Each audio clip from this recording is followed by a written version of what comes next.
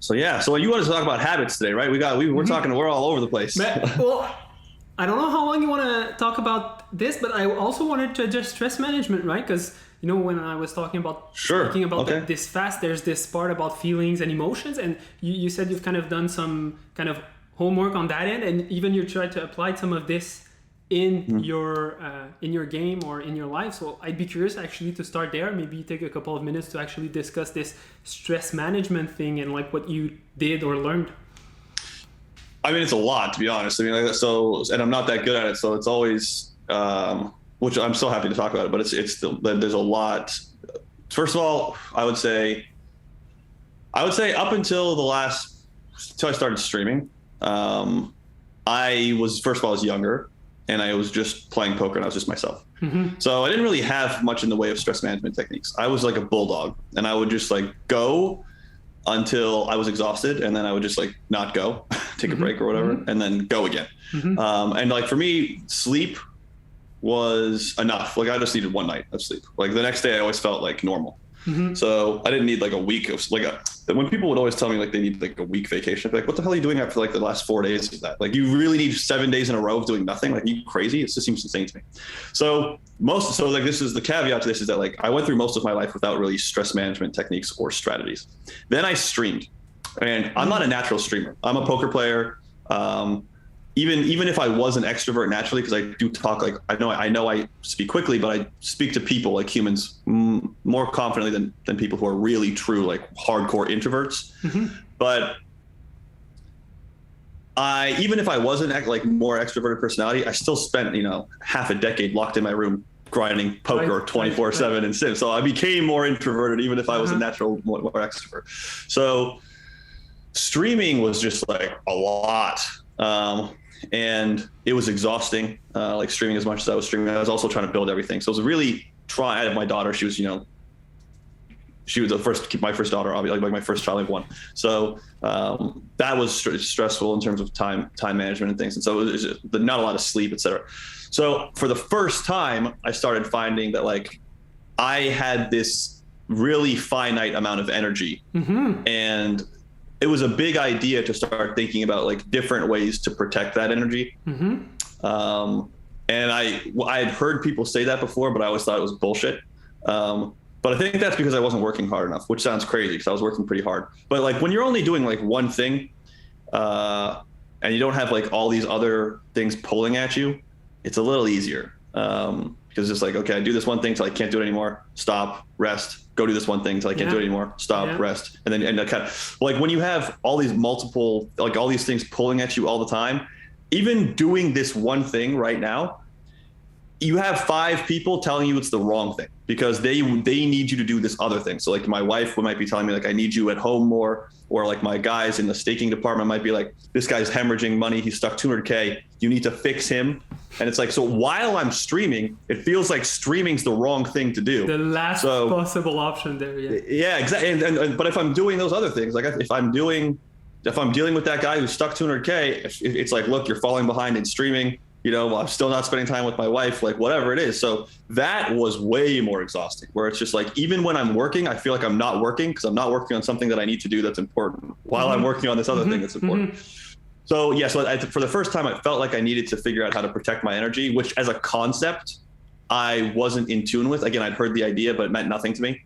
But during that period, it meant a lot. So that meant like saying no to a lot more things. It also meant like trying to engineer my way out of certain things. So I dropped my party poker sponsorship in 2021, not because party's not awesome, but because for a lot of reasons. And one of those reasons was that. So figuring out like ways to do less. More recently, there have been visualization exercises when I'm feeling stressed out. There's also been like trying to experience right now, which like as like a presentness, which again, so to some people like, holy smokes, this dude's just talking bullshit. But like I never used any of these ideas before, but they do have a positive impact, and I'm finding that they have a positive impact now. And so what that means is like being me comes with a lot of thinking, like obviously just about poker, like if I'm playing hands, but then like about the things I need to do, running Sims, all the different people I need to talk to, the different meetings I have to have, like managing everything and keeping all the pieces in play and moving along a kind of at a good trajectory. That is just a part of my life. And so thinking about what I need to do and when I need to do it and who I need to do it with, and, who we can bring in to complement what we have very, extraordinarily well, like who that would even be. Like there's just all of this thinking and it basically never stops. So it doesn't like, there's no like, okay, at least the way that I've lived my life, I don't like budget a time for that. And then the rest of the time it's off. So like for most people, they go to work, they're thinking about work, they come home, work's done, and then like it's off. Would you say that was the case when you just play poker? Like you play, you study, go to sleep? Yeah, the problem, yes, that would be true. But like, yes, like if I was with my girl, which was like my break. Like I didn't really take breaks unless I was with who is now my wife. But when I was with her, I wasn't thinking about hands. Like I was just like, even with staking, I wasn't thinking about staking. Like I don't have to think about anything. Like, and I couldn't talk to her about it. So we would just talk about other shit. You know what I mean? Like we would just go for a walk, enjoy like the walk or whatever. But when I got into streaming and like building the new kind of BBZ business, there was a lot more of like thinking about like all these kind of disparate parts. You also there's also like a natural disconnection that occurs the bigger something gets. So like when it's small, like if there's two people, it's you and the buddy, like everything about it and everything that's going on. But like right now, as I talk to you, there are people acting on my behalf, doing stuff that I don't know about. And I might not even know how they're doing it, or I might not even know like the why of why they're doing it, but I trust them and they're moving the ball forward, right? Like they're moving our team a few inches forward. I trust them to do that in like a credible and high integrity way. And then I'll figure out if they fuck something up, like how to fix it later. Right. So, so like that comes with also like a slightly like, higher stress level because I don't know as much about what's going on. So that's like a new-ish phenomena. So yeah, so what that does though, is that what I'm thinking that way, it pulls me away from what's happening right now. Yes. Because I'm thinking about like all this other stuff that's I've got to manage and like what's going on and so. And, and keep in mind, like for everybody that's aware of what BBZ poker is 50% of my business. The whole BBZ poker, my portfolio is a more valuable still to this day in terms of raw earning power. So like when I talk about markets and stuff, it's because that's like half of my net worth. So like, it's not like I'm a casual market participant. So I'm an aggressive, very active, very concerned, very interested market participant where it's like 50% of my earning power.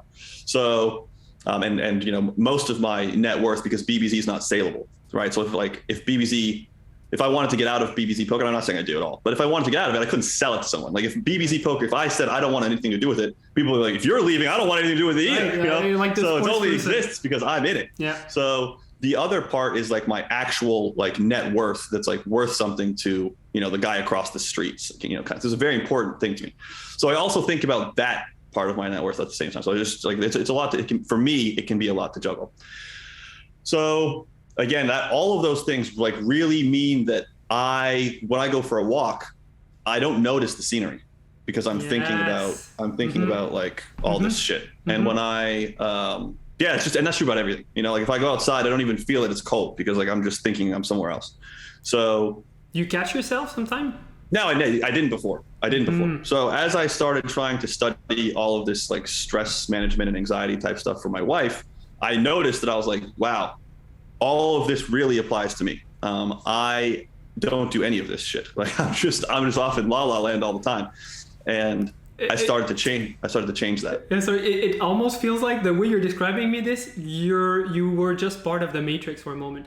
So you're taking your walk, you're not even noticing what's going on, you're going at your business, but you're not able to be in the present and kind of realizing that the matrix is this illusion kind of, right? So you have this whole scenario in your head, but in this moment, you're not there, or Correct. You weren't there until now. Yeah, until more recently, yeah. And so that's just like 100% true. So the book I read is called The Buddha Brain. I've read some other books about stress management and anxiety, but that book is the one that like kind of changed. And I know that Abe Styles is like very into like some of these ideas, but which also helped a little bit because he's a credible thinker. And so Yeah, so I mean, like but it's very, very much the case that it helped a lot with my own stress levels just to be, and it's very difficult actually to try to. It's not very easy. I mean, it might sound easy, but it's very difficult, especially if you've gotten accustomed to not doing that for years, to try and shut all of the thinking off and just feel like basically you're trying to focus on the fact that like what the wind feels like on your skin right now, or what the smell is, that like, what are you actually smelling like right now? What do you feel on your skin? Like, what are the sensations? Basically, like, what are the sensations you're going through as you go for a walk, instead of thinking about something that has nothing to do with the walk. And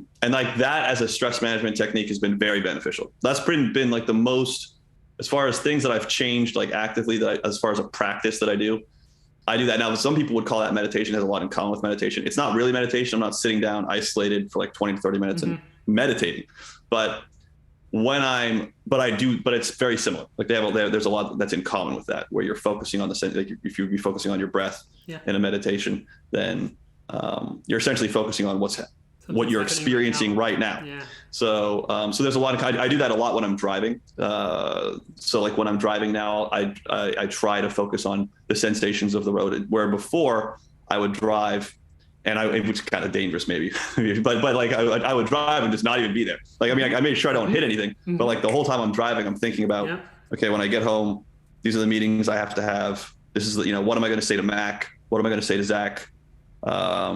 Jay said, we won $350,000 this weekend. How the fuck are we going to get that money to the accounts? Because this kid's in Romania and he can't get the money over. So like, how am I going to do that? We're going to move the money from across Skrill or across Luxon. Like, how are we going to get the money? If it comes to my Stars account, I'm gonna have to play through it before I can move the money around. So like, there are all these like little tiny pieces of like how everything works and like what's the best path to get things from point A to point B. So even just accepting money is a problem to solve. Like, like there's a lot of, because it's big numbers. So, the site doesn't want you to just transfer 150K in one go. And if you do, then like, again, it comes with like, you've got to play a lot to move to access that money. So like, is there another way to do it? If we do it another way, we're going to have to pay fees. So, right. So like, it's just like all the, like every single decision is like, there's a lot that goes into it. So, and actually next thing you're at home, right? Because you're talking. Yeah, exactly. And then you're at home and it's time to go. Yeah. And you don't even notice the drive. You just get home, get out of the car, and then you go into actually dealing with this shit. So you were in the car, kind of to some extent stressing out about these things, even though I'm trying to process how to do it. But at the same time, like I'm still at an elevated cortisol level because I'm dealing with these problems. But then I come home and I actually deal with these problems. So I have to now put the plan into play. And there was just never any time where I was just like, none of that's happening. Like right now, you're just like where you're at, doing what you're doing. Almost never. The exception to that rule is sex, to be honest. Like when I would have sex, none of my problems would matter during that time specifically. But with the exception of that, and I'm dead serious, like if I'm at dinner, I'm still gone. Like it doesn't matter where I'm at, I'm always gone. You could almost say that sex is actually a distraction there. I'm not like, maybe you're kind of present with the activity, but it's still a distraction from everything else that will come back once it's done. Yes, of course. Yeah. So I would return back to where I was before once that's over. But during that, it's like, that's one of the reasons why I like it, is because like, I'm just like, okay, I have to shut all this other shit off and like go do that. And like, but very rarely, right? Like I would very rarely actually not be in like some kind of psychological fight, whether it's like, so that's that. I mean, like those are some of the big ones. I'm trying to think if there's anything else. The big one is like trying to be present. I think actually I want to try to wrap all these ideas together, because I think what you've said was very valuable, and I think we could dive into presence a bit. Sure. Just about stress management, right? When you think about the definition of stress and how you describe to me all those balls hanging in the air and you have to juggle with them, and so even when you're using one ball, you're not even thinking about that one, you're already thinking about this one in the air. And so when you're playing, you're not even present playing, you're thinking about the players you stake or the problems you have with some coaches, whatever. Sure. And like the basic definition of stress is your perceived ability to meet the demands of your environment. So you can kind of play around two things there, which is your abilities, like do you have the abilities to manage your stress level? And on the other hand, how much stress or how much your environment is causing you or challenging you in many ways. And it sounds like you're just at this cusp where maybe you need to either reduce the amount of work that you're doing, like the amount of things or tasks that you have in your environment, or you might need to work on your abilities to manage them. And so it sounds like for you, some of these stress management techniques was maybe the way to help you increase your skills and ability to manage the stress level that you're experiencing on a daily basis. Yeah, 100%. So that's why I like learning, right? So I didn't set out to get better at doing those things, but for sure, my capacity to handle the workload has improved as the result of basically just trying to help my wife. Like I wasn't trying to tell it had nothing to do with me. I was just trying to help my wife. But in the process, I did a lot to increase how much capacity I can carry. I would also say that I'm very cognizant of trying to do less. Yeah. I'm always trying to do less, but the unfortunate consequence of trying to do less is I always end up doing more, because once you can do less, once you do less, usually, especially in business. So the way that business, like I know that you guys are poker players for the most part, but in business, once you can do less, essentially what you've done is you've outsourced the competency. So for example, to give you an easiest example is I used to just to stream all the time. You guys know that. I streamed for a year. I was streaming, very regularly, 3 or 4 days a week, whatever. That competency has basically been outsourced inside of my business to Ape Styles, who plays higher stakes than me. So he's a better kind of solution for BBZ poker than me doing it. And then, to a lesser extent, to both Lex, Vintage, Spraggy, et cetera. And those guys have the biggest audiences on Twitch. So I have the biggest audiences on Twitch and the guy playing the highest stakes and the most capable on Twitch, which duplicated the function that I was serving on Twitch and kind of eliminated the need for me to do that to some extent, right? So I can stop, so I'm out, right? But that means that now we can go over here and I can figure something else out for us to do and grow while keeping those relationships intact and keeping that machine running. So now I'm going to go figure out this other thing to do and build all the way, right? And so when I try to do less, I always end up fucking doing more. So it's just like it's a crazy race. But yeah, there's an active attempt to do less, but it always ends up being the case that I end up doing more. So it's funny how this clearly ties down when I said you could also manage your environment by reducing your challenge. So when you're trying to say no, when you're trying to do less, basically that's what you're doing. You're trying to reduce the amount of things that you need to do in order to like feel this stress coming down. And actually like when you're in this perfect match, that's when you feel challenged. That's when you're motivated, because when you have less to do, you're seeking something new to go back to this balance, or to go back to this place where it's actually motivating and challenging for you to be. Yeah, that's fair. Yeah, that's a cool way to think about it. Yeah, but like now that we're talking about this and how it ties down to presence, how often do you do nothing? Like how often are you present in a moment without feeling the need to do something and just be present? Never. So I still have to do something. So for example, I do the presence exercise when I'm driving the car. So when I'm going somewhere, so I'm still technically doing something else, but I'm actually focused on the car. Like I'm focused on driving the car. I'm focused on what the car smells like. I'm focused on, if I roll down the windows, I'm focused on what the air like feels like over my ears, for example, which is one of the easier like hacks, but I'm still doing something. Or I'm going for a walk, which like, I think I need a certain amount of exercise. I don't count walking as exercising necessarily, but I sit down a lot. So walking and actually like actively making sure I walk is important. So, but like, again, that's where the whole meditation thing comes in. I don't actually meditate. Which I think is valuable, but I don't actually carve out like 30 minutes, 20 minutes, 10 minutes to an hour. Come on. 5 minutes. Yeah. To like sit down and just focus on doing nothing and just like being. Never happens. And I have and I know that it's valuable, but I have like a fucking intellectual block around like I can take these 10 minutes and go get something done. So so I go do that. But the alternative, like the one exception to that would be like I do now try to do that as I go to sleep. But I'm still trying to go to sleep, right? So like I'm trying to go to sleep. I know there is no like competitive alternative for my time. Like there's no opportunity cost to meditating, right? If I'm trying to sleep, there's no opportunity cost to meditating. Well, I'll try to meditate right now. When I fall asleep, great, I'm done. And like, I'm not trying to do stuff, but Yeah, I have this like opportunity cost like mentality, like way of viewing the world. And if I, and that's that which inhibits me from like carving out the time and dedicating it to meditating. It's easy to kind of like pseudo meditate, like bullshit meditate when I'm driving from here to there, or when I'm going for a walk, or when I'm about to go to sleep. Because there's no opportunity cost. Like I'm on this walk because I fucking need to walk. I'm in this car because I have to go pick up my daughter. I'm meditating in the bed because I have to go to sleep. Yeah. So yeah, that's the way I view it. And that's the way I make almost all of my decisions around opportunity cost. It's probably the biggest mental model I use. So it's difficult to me to not use it.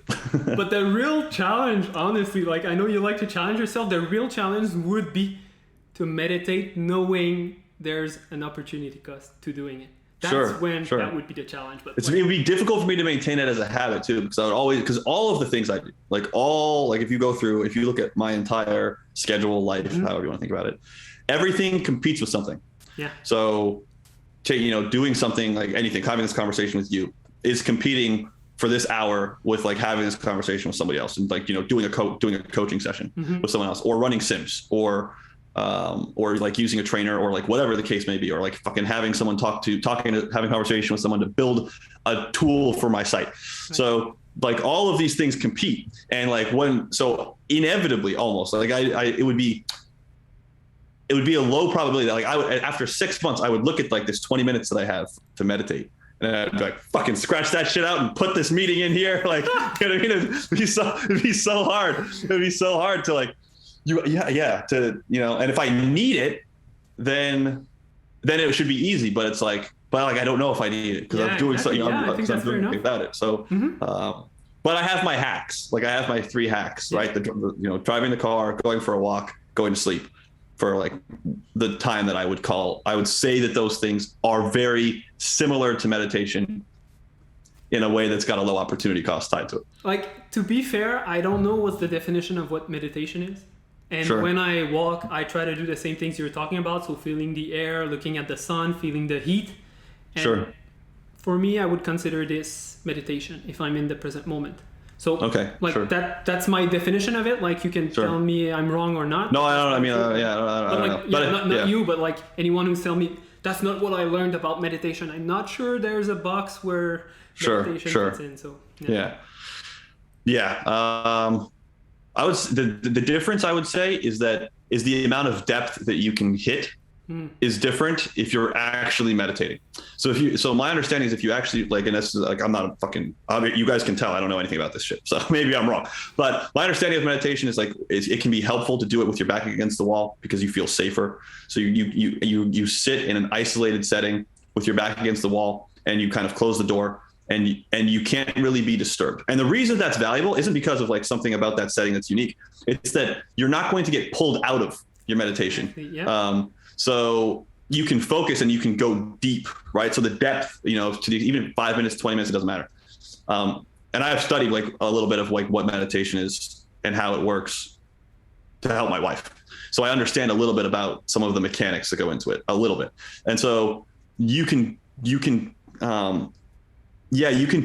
practice will just be much deeper. Whereas if you're going for a walk, if you trip, meditation's over. Like if if someone who knows you says, "Hey Frank, what's going on, bro?" It's like, meditation's over. So, that's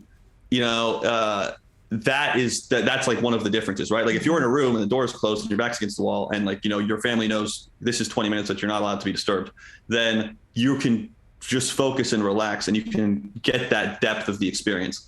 If you're driving, as soon as you start to go deep, you might almost hit a fucking car. And it's like, you're like suddenly in a different place. Like, whoa, what's going on? Or you're going to get pulled out of it because you get to your destination, right? Like, or whatever.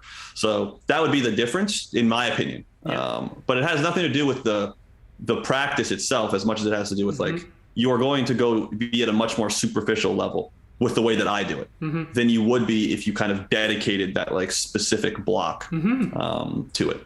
But hear me out. So the meditation is on a surface level. However, your experience of the moment might be deeper because of how you're kind of doing the activity, if that makes sense. That's possible. That's possible. I don't, like I said, I'm not particularly talented at any of this stuff, so I'm just, But because now that you focus on those things when you walk, your experience of your walk is much more deeper than what you would have done for sure. in the past. So. No, for sure. Yeah, for sure. My walks are much better. Like they're much more restorative, which is kind of the point. Yeah. So yeah, for sure. I get a lot out of it.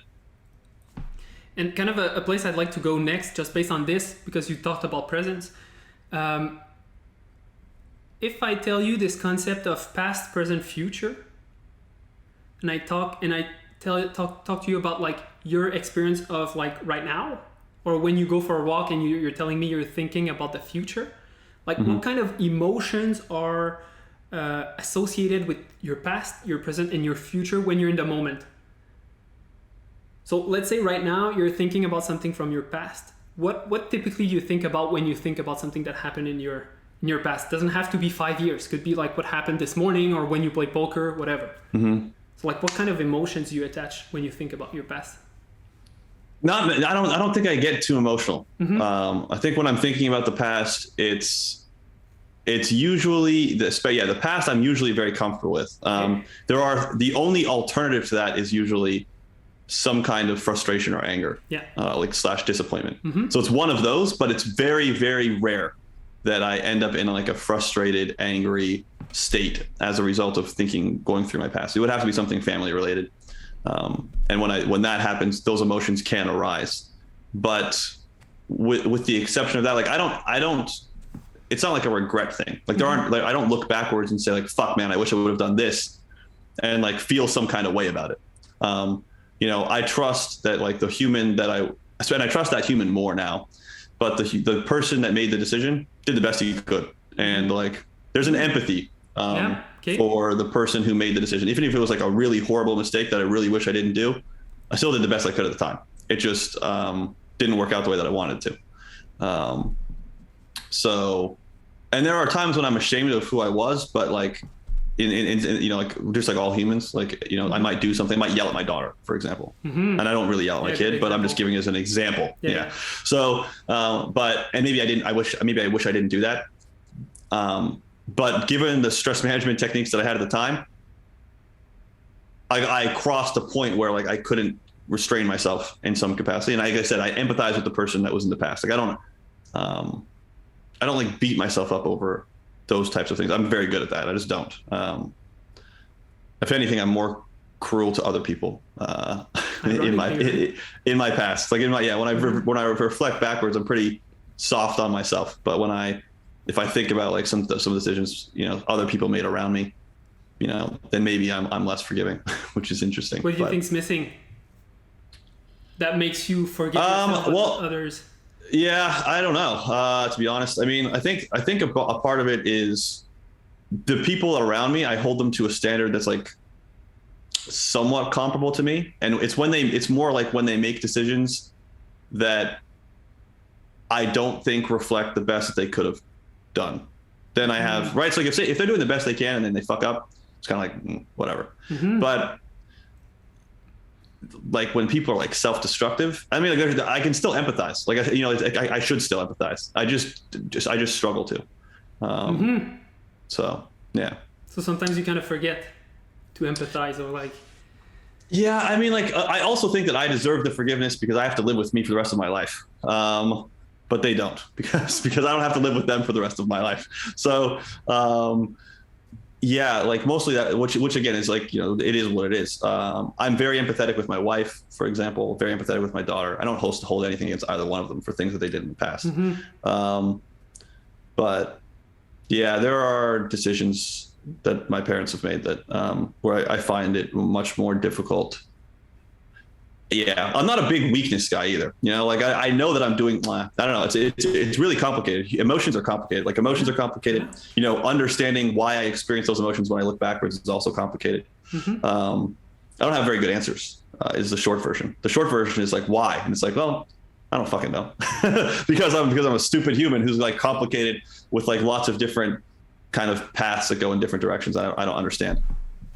Maybe I have a guess for you. Like, do you want to hear Go my for guess? it. Yeah. So, but just my guess is based on how you're able to empathize with yourself and have compassion for yourself. So, My guess is your ability to understand yourself allows you to be empathetic by just saying you did the best that you could given your tools in that moment.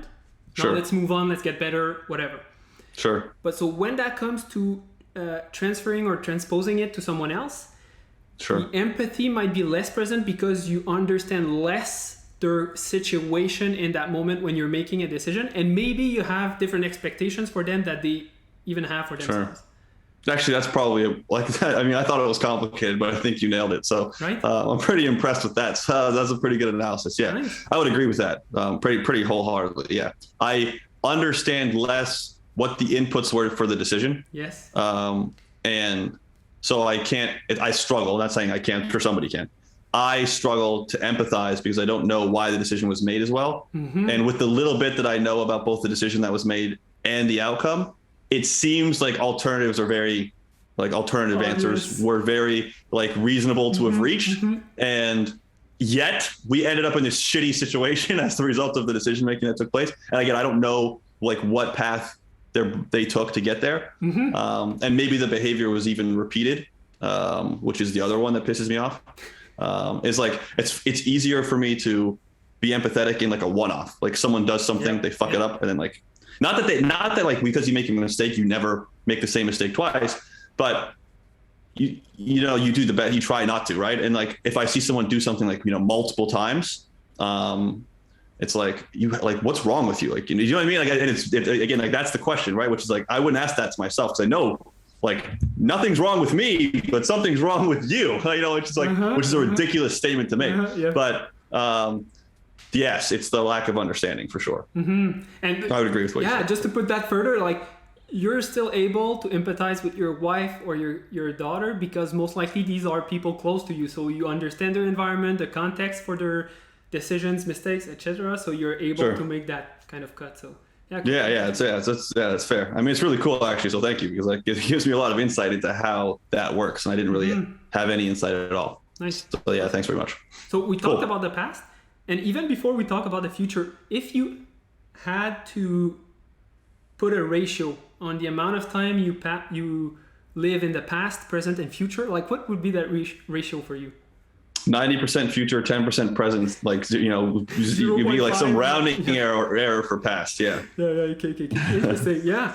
So let's talk about that future, right? So I think your assessment of the past was quite accurate, actually. Also about like anger, frustration, disappointment. So, but what kind of emotions do you associate with your future, your planning, your thinking? Sure. There's always anxiety. So it's always like some kind of, and I mean, I don't view myself as struggling to deal with anxiety or stress or anxiousness or any of those things. Personally, like I don't think that I struggle to deal with that. But when I'm in that world, like I'm problem solving, it's always, like the future is always just like, it's a source of, because you don't know how it's going to play out. That's the whole point, right? Like the past is over. No reason worrying about that. It's done. The present is fine. I'm here. Like we're talking, things are good. And the future, anything can happen. so it's the future is much more stressful to think about. Spent a lot of time there, and there's a lot of, I would say, anxiety. And I didn't even, to be honest, until my wife started going through all of this, I didn't know. It's a good thing that we're making this content now, right? Because I didn't know how to put these things. I wouldn't have even known. I would have been like, I don't know, but I recognize what anxiety is now because I've tried to figure out a lot more about the emotions that I experience and what state I'm in and how I'm feeling and how I feel about certain things. I've explored in this way more, where like 2 years ago, I'd been like, I have no idea what you're talking about. But it's very obvious now that when I think about the future, it's like a heightened like cortisol state, heightened stress level state, anxiety. Mm-hmm. And kind of the reason why we plan is because we think we have certain control over the outcome, right? Yes. It seems like when you say we think we have control over the outcome, I mean, I feel like that's the difference. Is I feel like I have a lot of control over the outcome. And I mean, like, you might disagree or something. I have no idea, but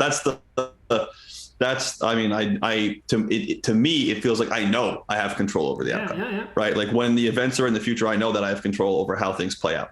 And so making sure that they play out in a way that's favorable is important, right? Like I view that as being important, making sure that Giving things play yourself out in a way. best odds, right? Yeah, exactly. Yeah, I mean, like, you know, and I'm fine when things go wrong. You know, like which is like the interesting conundrum, right? That's just like the whole Buddhist thing is like when you actually deal with the if you can control like that. I can't remember the expression, but the expression is something like figure out. yeah, the expression is something like if you know you have control over the future, then there's no reason to be stressed out about it. And if you know you don't have control over the future, then you can't do anything about it. So there's no reason to be stressed out about it. Shit. So like, why does the thinking about the future produce these emotions? But it still does, for me at the moment anyway. And I still have to think about the future, maybe less than I do, but planning is important. So for like my business, for functioning, it's why, you know, it's a very substantial part of why humans are successful in general. Yeah. And yeah, like, so I have to plan, and I can try to reduce the negative emotions that are attached to that planning, because they don't have to be there, because whatever happens, I'll be fine. And I try to tell myself that, by the way, like I do, I don't really have mantras in the way that, like, I don't know, Tony Robbins would have one, like he's trying to fucking hoax everyone or whatever. Like, you know, whatever. I don't do that. I don't do that. But I do have some mantras where I'm just like, where it's more like, even if everything, it's what is it? It's like a Marcus Aurelius idea or something, where it's like the idea of, even if I was sleeping on a bench, I would be fine. You know, like for me personally, like you could take everything away and I would be fine.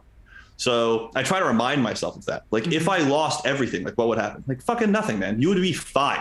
Now for my daughter, the stakes are higher. Yeah. For sure. But then I also, remind myself of like, what does nothing even mean? Like, you know, because of how far I've come. Like how would I redefine nothing? Is it BBZ poker going to zero? Is it BBZ poker going to zero simultaneously with, you know, my portfolio going to zero, which has no debt in it? So that's like basically impossible. The world would have to end. Yeah. Is it like me losing my house, which I don't even have a mortgage? So I still feel like relatively, like really high stress levels, even though I function within that elevated stress level, I think quite well. Mm-hmm. And I have to try to I say mantras because I have to fucking tell myself this every few days. I go through this like, dude, you'll be fine. But I also read something recently, like something from about maybe Ryan Gosling or something, someone like that, some actor who said something like, well, maybe it's the Deadpool guy, whoever the Deadpool guy is. Yeah. And he says he's like a highly performing, like highly functional person with a high level of anxiety, and that for getting things done, having anxiety to some degree he believes helps him, just because, you know, he constantly feels like he's got to do something to like keep up. Mm-hmm. And like that pushes him to get stuff done. I empathize with that. I'm not saying that I am that or like I have that, but I empathize with that kind of sensation, that like this feeling of like things are going to go wrong to some extent. Mm-hmm. So I have to move. I have to get things done. But to try to counter that, I try to minimize what things going wrong is, right? Like I try to minimize what failure is. As a mechanism for dealing with the fact that I'm afraid of it. Yeah. Like, do you feel like, it sounds like it's the most fair or the fairest thing that you could have said. So you're experiencing fear, anxiety. It gets you to move in a direction that you're doing things, preparing yourself for avoiding this outcome, or like making sure you're successful in whatever you decide to do. So actually, I want to just bring you back to one word you said when you talked about trying to diminish negative emotions. Sure. When you talk about fear, actually, when in a like broad perspective or with some distance, is fear actually a negative emotion? For me, or in general? In general. I don't think so. But I'm not sure. I think in some contexts, I think that when fear paralyzes, it's a negative emotion. Mm-hmm. I think that there are, you know, if you encounter a bear, fear paralyzing you would be pretty helpful, because I don't think you want to run. Yeah. So I think in that particular instance, fear paralyzing you is good. But I think in most other scenarios, fear paralyzing you is bad. So if fear has that sort of an impact on your decision making, then it's bad. But if fear gets you to, if there's something to be afraid of, like if there's an outcome that you, like if you take the fear out of it, if there's an outcome that you objectively don't want to happen, and fear helps you to mitigate that outcome from happening, then fear is good. Yeah. So I think it depends. It's kind of like, depends. I'll take everything, right? If you have a little bit of it, then it's helpful. And then if you have too much of it, it becomes crippling. So I would view it like that, but I don't know if that's true or not. I mean, that's just the way that it seems to me. Yeah. You've kind of described 2 of the 3 typical responses to fear. So you said the freeze one and the fight one. So you and then one's running away. And running away. Running away. Running away seems useless. I mean, like running away, but maybe not. I mean, like as long as you want. See, like the thing is if fear helps you to act in a way that's congruent with the way you would act if you were more rationally, if you were acting more rationally. So if you were acting without fear, right? If those things are congruent, then fear is helpful because it gets you to like do more faster. But when there's an incongruence with what you would want to happen, if the fear wasn't present and what the fear made you do, then the fear is problematic, right? So as long as there's a congruence with what afraid Jordan and unafraid Jordan want, fear is good. Yeah. And then once there's an incongruence with what unafraid Jordan and afraid Jordan want, then we have a problem.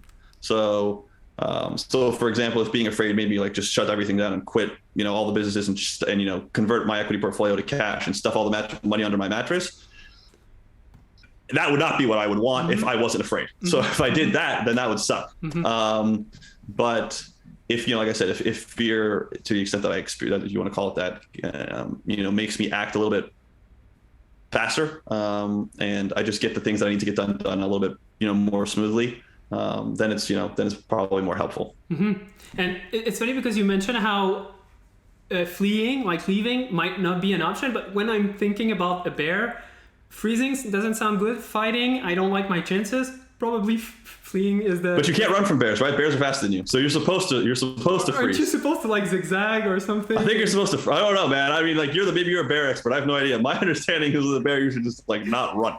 You're supposed to like make yourself big. I think you're supposed to like stand still, try to get huge, and be like, if you want to go, let's go, and then piss your pants while you pretend like you're gonna take this bear on. I think that's the plan. Seems crazy, but my understanding is that that's the game plan. Yeah. So yeah. Seems legit. But to summarize what you just said, because you've reframed your way of just by me questioning how negative or positive fear might be, you actually use different words that I like to use when I'm talking about emotions. So is your reaction helpful and congruent with what you're trying to do? So helpful, or is your reaction unhelpful? So if your reaction is unhelpful, the results of your actions or reactions will be negative. And so because the results becomes negative because of our actions, then we decide to associate the emotion as something that's negative. But the emotion is just a signal, a trigger. You decide how you interpret it. So you decide if you want to fight or you decide if you want to flee. Sure. Yeah, no, I agree. Yeah, I would agree with what you're saying. So, yeah. Yeah, that sounds good. To wrap things up, or to wrap this idea of past, present, future, I guess a tool to give to the people watching or listening, for people that spend most of their time in the past, the thing that you want to do in the present is try to learn from your mistakes. You're just trying to make peace with the mistakes that you've made by trying to find something that you can learn and change or improve, because it sounds like that's something that you would do whenever you feel like you've messed up. You're going to figure out the problem and try to fix it. So now there's no longer a past, regret, mistakes. Things are solved. You can make peace with them. And about the future, it's all about planning and preparing until that time where you're probably over-prepared, and that's when you start spending too much time in the future. Now the challenge is to bring yourself back in the present, but some sort of preparation and planning is always useful. That's how we evolve to like being the people that we are today. So. Yep. Yeah, I would say that I would just point out that writing as a mechanism for the reflection and for the planning, just because like that, is the way that I do it. I would assume it's very difficult if you don't write to be a very effective human. I know that sounds like a really fucking bold statement, but I think if you don't write, you're screwed. Like I don't think I'm special in this regard. Like I don't think that, I really don't. Like I really don't think this is like, oh, that works for you, but it won't work for me. Like doesn't like some things are like that. Writing's really not. Your mind is not organized enough to just do it in your head. And I'm not saying you have to write on paper either. You can write on the computer. I really don't give a shit. But you have to organize all of it, and that includes the past. Like if you know, and I say recent past. I think reflecting on like the really far away past, that's like ruminating or like reminiscing. Like reminiscing can be fun if you're having drinks with your friends. Yep. Ruminating is probably just like, I don't know, it doesn't seem very, very positive, but helpful. I don't go through like all of my life's experiences and try to like learn from the things that happened like 3 years ago. Like that's fucking, you know, like that's moot. But the very recent past, you know, like trying, you know, like writing something down and being like, why did this product launch fail? Like that's because it happened like, you know, yesterday, you know, like that's a very valuable exercise and involves writing. Or why did this, you know, why did we lose so much money with this player? Or like, why did I make this mistake in game? Like while it's emotional, right? So like once you get like the more distance you put between yourself and the event, the less emotional you get about it. Yep. Otherwise you'd be a mess. You know, like if you got really emotional about stuff that you happened 5 years ago all the time, you'd just be like useless. So the more distance there is between trauma or something. Yeah, sure. Yeah, exactly. Like that's like a, you know, PTSD type thing. Like that's like something's really wrong. So the more distance you put between yourself and the event, like the less emotional it is. The less emotional it is, the less you care. The less you care, the less you're going to learn from it. So the recent past, like learning from it, breaking it down, like that's mostly a writing exercise. And then for the future, for planning, you can only keep so many things in your head at once. Yeah. So like maybe it's like 3 things, maybe you're like fucking super smart and it's 7 things, I have no idea, but you have a limit. You can't keep 40. So you can't balance like 40 variables about the future in your head simultaneously. You just can't do it. So you have to like, you know, if you need to write things down and like, so that you can see these things and like, especially like the more complex where you go with like whatever you're trying to do, where you have to like start balancing interactions with like, if I do this, then this happens. And then like this happening might actually affect this over here. Like third order consequences. Third order consequences are relatively easy to see if you have paper because you can see all of the fucking variables. In your head, third order consequences are like impossible because it's too hard to think about like this thing happening as a conclusion of this thing that then affects this thing up here, which then causes this thing. You can't do that without paper.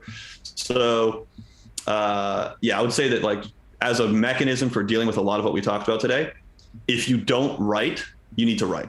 I don't, like I said, I don't think that that's like something that's really special about Jordan. That's just like an unfortunate thing about being a human. Yeah. You need to write. That's crazy, right? I think that's actually well put, how if there's one thing that is not individual specific, that's probably this one thing. Just thinking about how, if we think about our brain as a computer, it's like you would have 4, 5, 6 programs running at the same time while you're trying to perform at a task like playing poker. Like, give yourself a chance, right? So close some of those programs, save your files, and then start playing. So like, have you ever experienced some sessions where you play and you have all those balls in the air and you know you need to take care of other things, but you're still trying to play, and that kind of influences your game? I'm better at specifically when it comes to playing. I do a better job of it just because first of all, if it's any format I can quit, I'll quit. So there's no ego for me at all. I just want to perform at a high level when I'm playing. So if I can quit the format, I'll quit the format. So if that's like cash games or sit and goes, for example, I'll just quit.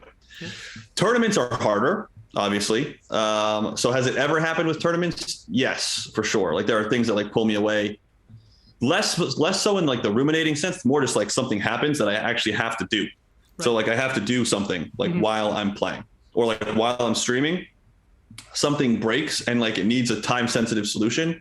And so like I'm playing, and unfortunately I'm playing because I'm thinking about how to solve this problem, and I'm solving it while I'm playing, and like typing to someone like, like do this, or like, whatever. So, and then I can't get out of it. And now at the same time, I'll stop loading games. So I'll end the session. So like that comes in like back to like my control over the situation would be, I'm going to get out of this situation as quickly as I can. And then And then if I can make the thing wait, I'll make it wait, and then I can usually refocus. But sometimes I can't, and then I'm just like screwed. Yeah. I'm just doing both at the same time. It's terrible. Yeah.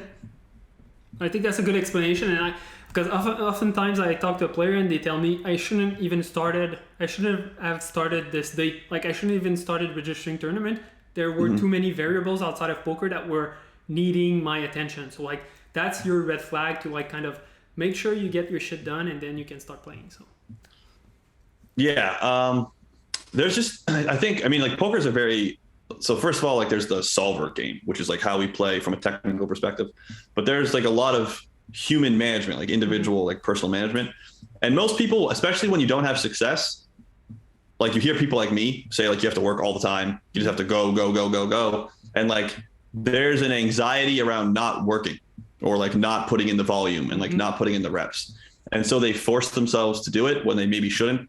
And that's a complicated problem, because if you listen to yourself too much and don't play, then you don't win and you don't make any money, you don't get any better. But if you don't listen to yourself at all and you play when you suck because you're too distracted, then you're going to lose.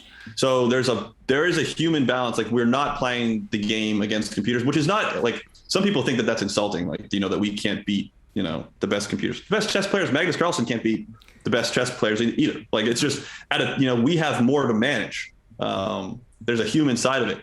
And yeah, like I would empathize with people who have that, because you have to maintain an equilibrium between those two, where on the left I have to play all the fucking time. I have to study all the fucking time. I have to be relentless. If this is what you're trying to do and like you're trying to get the high stakes or something, like it's really like that. Like, you know, that's true about the fight game. That's true about chess. That's true about any human endeavor. Like if you want to beat the guys at the top and you're not there now, so first you have to even get there, you're going to have to put in some serious work. And then, maintaining an equilibrium where it's like, I need to put in some serious work, but I can't do it right now.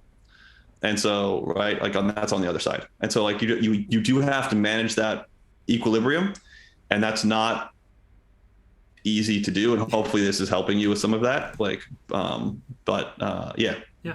Knowing yourself basically and trying to make that decision, that can be quite difficult. For sure. Yeah. I think that's a good place to wrap up. I think the conversation was quite interesting.